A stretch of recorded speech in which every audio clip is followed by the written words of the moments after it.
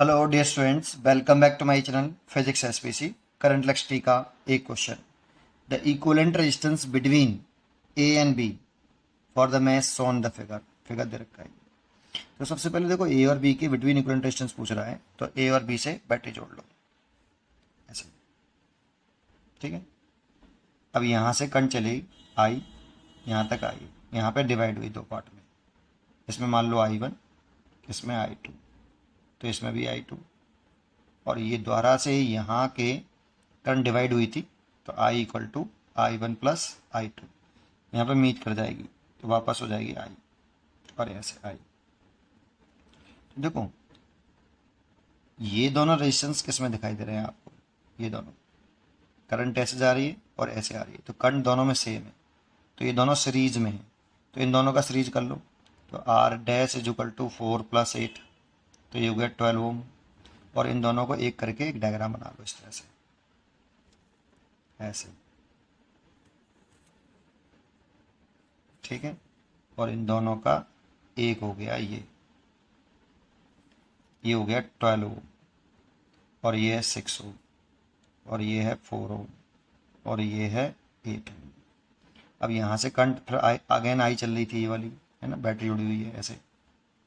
यहाँ पे दो पार्ट में डिवाइड हो रही थी, इसमें I1 और इसमें I2, फिर ये मीट करके वापस आई। तो देखो, इसका अगर पॉइंट हम कुछ मान लें, जैसे ये तो पॉइंट ए और बी था, है ना, इसको अगर हम सी और डी मान लें, तो इसके अक्रॉस जो पोटेंशियल डिफरेंस है, अगर सी इसका वी सी माने इसका वी डी, तो पोटेंशियल डिफरेंस है V C minus V D.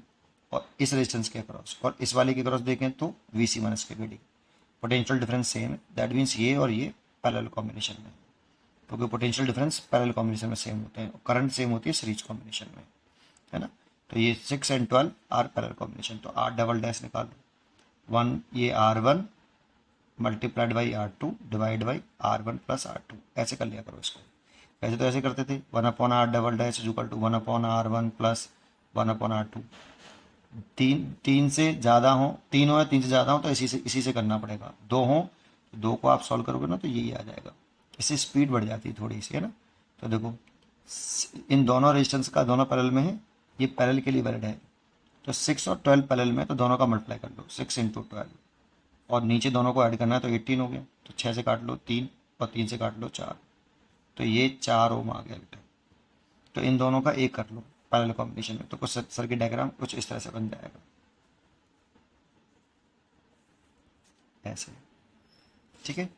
और ये पॉइंट ए है और ये पॉइंट बी है, और बैटरी यहाँ लगी हुई थी ऐसे।